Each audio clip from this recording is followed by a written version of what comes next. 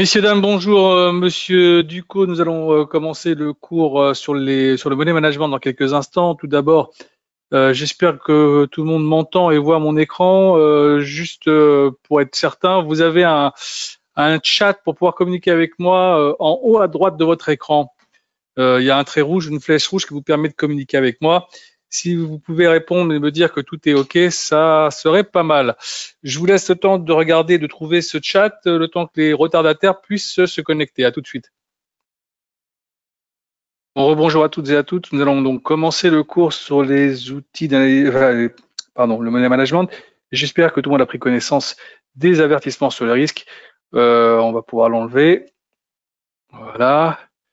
Alors, qu'est-ce que le money management? J'imagine que certains d'entre vous ont déjà entendu parler du money management. Le money management, c'est en fait une méthode qui va vous permettre de pouvoir essayer de gérer la part de risque par rapport à votre capital. Ok, j'entends par là, c'est que très souvent, il y a beaucoup de gens qui confondent quand on prend des trades, le fait de prendre énormément de positions ou des grosses positions par rapport à son capital, ça nous met en danger. Donc, pour éviter de mettre en danger son capital, on va essayer de trouver la méthode qui est la plus adéquate. Alors, je prends souvent l'exemple, un exemple assez trivial, mais assez représentatif, d'une personne qui a 10 000 euros dans sa poche, qui rentre dans un casino, qui va directement à la roulette, qui met tout sur le rouge. Bon, bah, s'il a de la chance et que c'est sorti, bah, tant mieux pour lui, il a gagné. Mais s'il n'a pas de chance et que c'est le noir qui sort ou le vert, eh ben, il a tout perdu. Et ça, c'est juste pas souhaitable. Alors maintenant, pour enlever toute comparaison avec le casino, parce qu'on n'est pas au casino, il y a quand même d'autres façons de travailler avec des graphiques, avec justement le money management. Et on va essayer d'en parler tout de suite. Donc, on garde toujours à l'esprit qu'on a 10 000 euros dans son compte et on va essayer de travailler avec. Alors maintenant, le money management, c'est un pourcentage de risque acceptable par rapport à son capital. Alors, il varie, ce risque. Il varie entre 2% et 7%. 2% pour les moins risque tout et 7% pour ceux qui aiment prendre un peu plus de risques. Moi, je suis d'avis que, allez, avec 5%, on est dans une fourchette acceptable de risque sans se mettre en danger particulièrement. Mais après, vous adaptez. Hein, si vous pensez que 5 c'est trop, vous mettez 4, 3 ou 2, pas de problème. Mais il faut quand même aussi ne pas oublier une chose, c'est qu'on est sur des marchés financiers, on vient ici en bourse pour essayer de gagner de l'argent, non pas essayer de gagner quelques centimes. Hein, on peut vite après s'ennuyer. On n'est pas là pour ça. On est là pour essayer de gagner de l'argent. C'est pas juste un passe-temps. Donc, quand on a défini le risque qu'on est capable de pouvoir supporter, après, on commence à mettre ça en place. Donc, comme je vous l'ai dit, on a 10 000 euros dans le compte. Là, on est sur l'US 500, c'est-à-dire le SPX 500, d'accord? Et on va essayer de prendre un exemple par rapport à ça. Donc, on a notre graphique, évidemment, toujours avoir un graphique digne de ce nom, c'est-à-dire quelque chose sur lequel vous pouvez vous reposer en termes d'analyse pour essayer de prendre une décision. Donc, comme vous voyez, on était dans un trend haussier. Dans ce trend haussier, il y a eu une cassure. On est maintenant entré dans un trend baissier. Et dans ce trend baissier, là, on a tapé ici, on est redescendu. Alors, peut-être que si on vient de casser ici la moyenne mobile des 100 jours, il est possible qu'on aille chercher un petit peu plus bas maintenant et qu'on aille peut-être tester les 4900 ici 50 ou même peut-être avoir les 4880, pourquoi pas. Hein, c'est quelque chose qui est du domaine du possible. Surtout qu'on voit ici sur les stochastiques, ça a l'air de continuer à plonger. Même chose du côté des MACD et pour l'instant sur les RSI, on est encore à 39. On n'est pas encore sur les points, un petit, on va dire de retournement qui serait en dessous de 30. Ok, donc il y a peut-être encore une petite accélération à attendre au niveau de la baisse. Alors maintenant qu'on a regardé ça et on commence un petit peu à regarder si on peut se positionner. Alors, on prend une position, on va dire qu'on est vendeur. On va prendre un lot, on va se mettre à la vente. Ah, c'est un argent insuffisant, je suis désolé. On va pas prendre un lot. On va prendre 0,5 pour voir si ça passe. J'espère que ça passe. Ça passe. Ah, j'ai pris 0,5 lot. OK. D'accord. 0,5 lot. Je sais que un lot égale 100. J'ai pris 0,5. Ça veut dire un lot égale 50. C'est-à-dire que pour chaque point de variation, je gagne ou je perds 50 $. D'accord? Donc, ici, à partir de là, 50 $, si je sais que j'ai droit à 5% sur 10 000 € de capital, OK, je peux perdre jusqu'à 500. D'accord? 500. Et on sait maintenant que là, si je dois mettre mon stop loss, je peux mettre mon stop loss ici à 10 points de mon prix d'ouverture. Donc ici, je suis vendeur. Donc, je perds de l'argent si le marché monte. Je suis à 48, donc je pourrais mettre ici le marché ici à 48. Voilà. Là, je mets mon stop loss. Donc, à partir de maintenant, j'ai mon stop loss qui est positionné. Je sais, même si je gagne de l'argent pour l'instant, je sais que le marché, s'il se remettait à monter et qu'il revenait taper les 48, je serais stoppé sur mon ordre et j'aurais risqué que mes 500 € de risque que j'avais défini à la base. Maintenant, il faut regarder plusieurs éléments. D'accord? Ça, c'est important. Première chose, la variation, la volatilité du produit sur lequel je travaille. D'accord? Regardez un peu qu'est-ce qu'il a fait aujourd'hui en termes d'amplitude. Et si je me mets ici sur la bougie, voilà, je me mets là. On va essayer de grossir un peu pour avoir un peu plus de visibilité. Voilà. Le plus bas, c'est 36. Le plus haut, c'est 89. D'accord? Donc, l'ouverture était à 66. Il y a quand même un peu de volatilité. Il y a un peu plus d'1%, de variation sur la journée. Et si je regarde la journée d'avant et la journée d'avant, regardez un peu les deux bougies que nous avons eues. C'est quand même deux bougies qui nous laissent voir que la volatilité, elle est quand même revenue un peu sur le marché. Alors évidemment, je suis en train de gagner de l'argent. Je suis dans le bon sens du marché. Ça ne veut pas dire que la position idéale que j'ai prise est franchement idéale. C'est-à-dire que je n'ai pas mis peut-être mon stop loss où il fallait. Pourquoi? Parce que peut-être il aurait fallu penser à mettre ce stop loss un peu plus haut, c'est-à-dire au moins à 20 points. Alors pour ce faire, c'est simple. Si je ferme ici mon ordre, je vais pas fermer mon ordre en entier, pour pas avoir à refermer à chaque fois. Je vais fermer 0,25. Je vais fermer que 0,25 de l'ordre, donc la moitié de mon ordre. Ce qui voudrait dire que maintenant, mon stop loss, je peux le modifier, d'accord, et non plus le mettre à 48, mais le mettre à 58. Et ça me laisse déjà beaucoup plus de latitude par rapport à la variation du produit. D'accord? Donc, je l'ai ouvert ici à 48. J'ai mis mon stop loss ici à 58. Pardon, je pourrais même le mettre si je veux. Pardon, désolé. Je pourrais le mettre ici à 68. Voilà, 68. Voilà. Donc là maintenant, c'est-à-dire que je viens de mettre mon stop loss sur le plus haut que l'ouverture même du marché aujourd'hui qui a été à 66. Donc là maintenant, j'ai tout le loisir, tout le temps de pouvoir fermer mon ordre quand je le souhaite. D'accord? Tout en étant en sécurité sur le positionnement de mon stop loss. Ok? Donc tout ce qui est important de voir, c'est d'abord avoir le graphique, ok, de bien positionner votre ordre, de prendre un ordre au bon moment. Ok, une fois que vous avez défini ça, voir l'objectif de gain. Ok, la possibilité d'un retour. Alors vous pouvez vous dire qu'ici, par exemple, là, au-dessus de 64, c'est-à-dire au-dessus, comme on voit, de la moyenne mobile des 100 jours. Ok, si on repasse au-dessus de la moyenne mobile des 100 jours, ça serait peut-être un retournement de marché. Donc nous, l'ayant mis à 68, on a bien positionné notre stop loss au-dessus de la moyenne mobile des 100 jours. On est plutôt pas mal. D'accord? Donc, je vais vous montrer quelque chose là qui va peut-être certainement vous aider. OK, c'est un petit pricer. Voilà.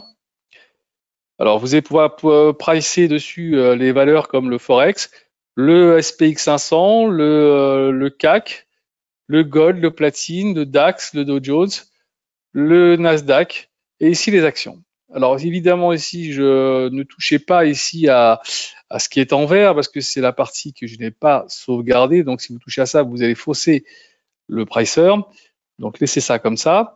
Vous avez maintenant la possibilité comme on est sur le CAC, on va se mettre ici. On a dit qu'on était vendeur sur le CAC. On était vendeur à 5048. D'accord?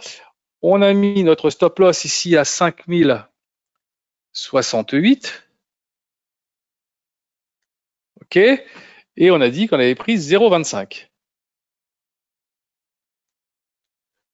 Regardez.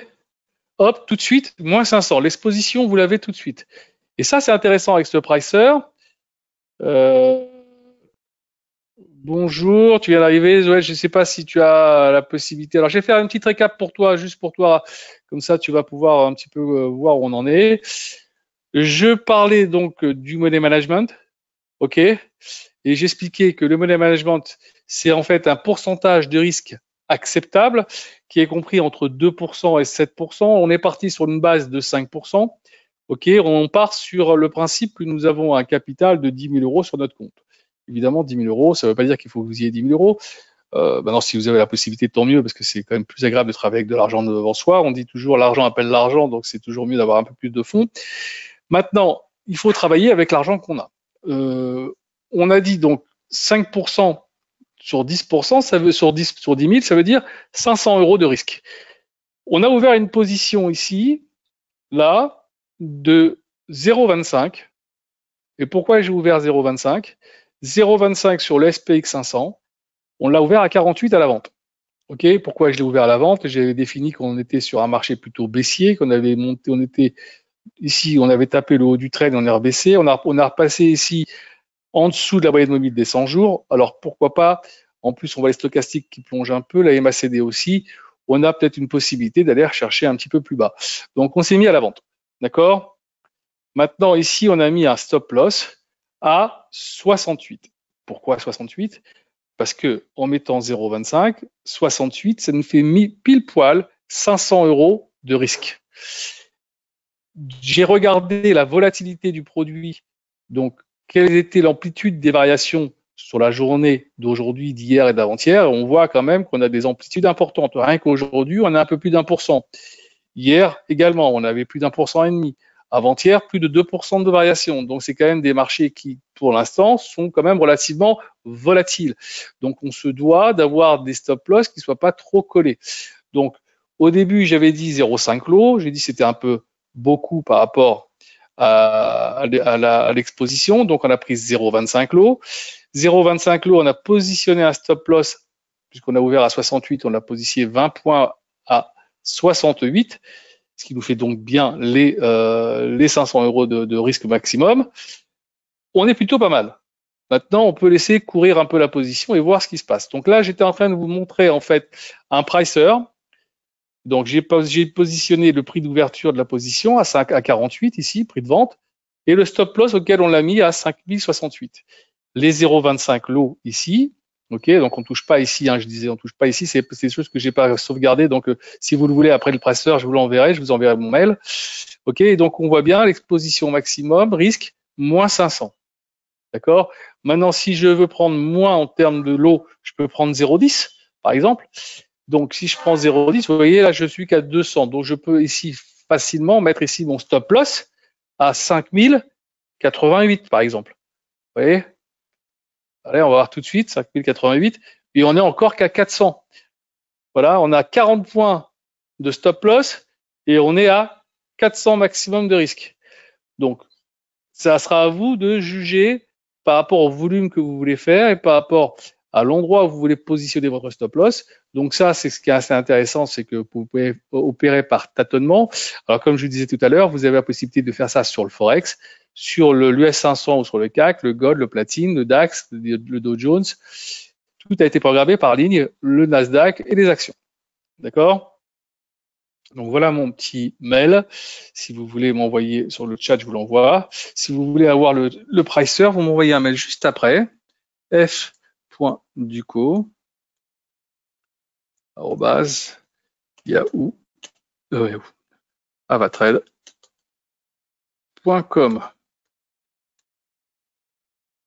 Voilà. Je vous l'envoie, comme ça vous l'avez.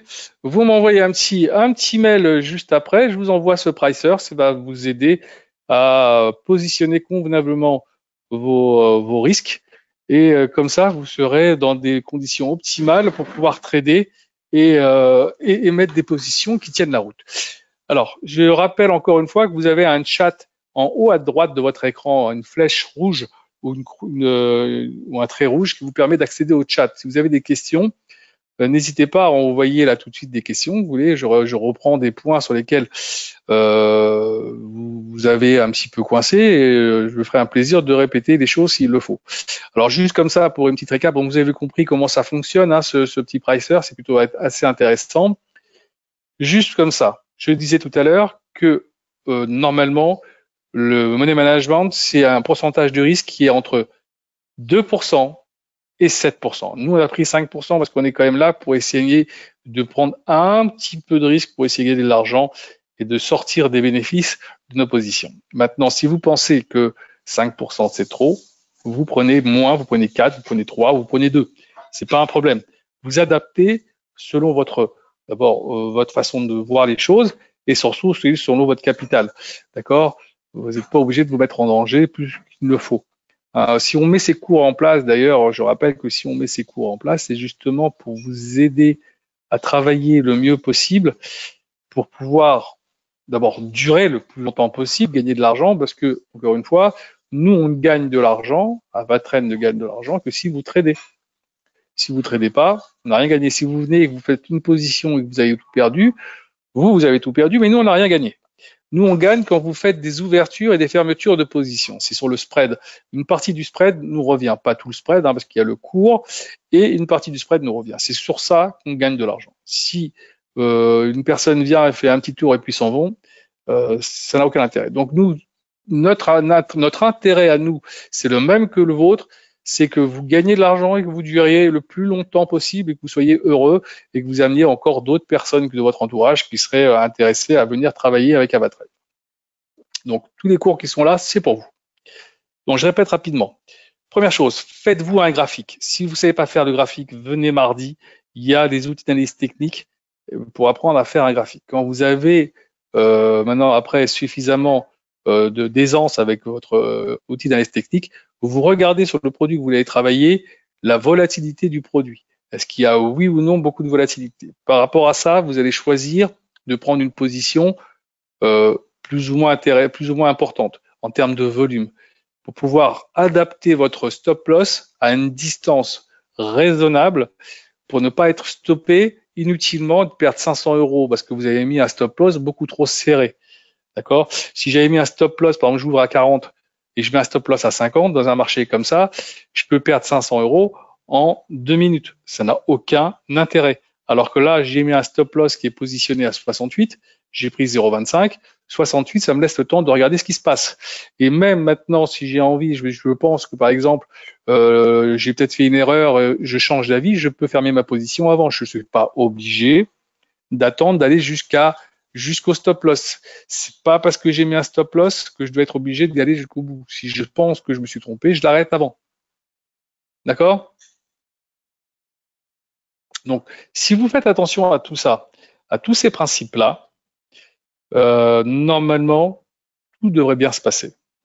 Je rappelle encore que vous avez des chargés de compte qui sont là pour vous donner le maximum d'informations. N'hésitez pas à leur poser des questions sur les marchés.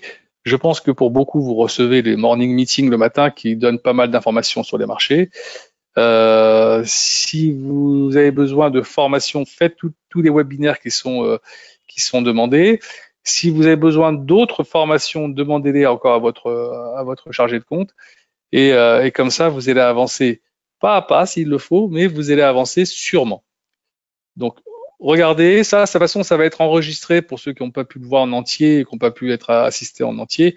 Vous pourrez le revoir sur la chaîne YouTube Avatrade. À très bientôt. Merci d'avoir assisté au cours.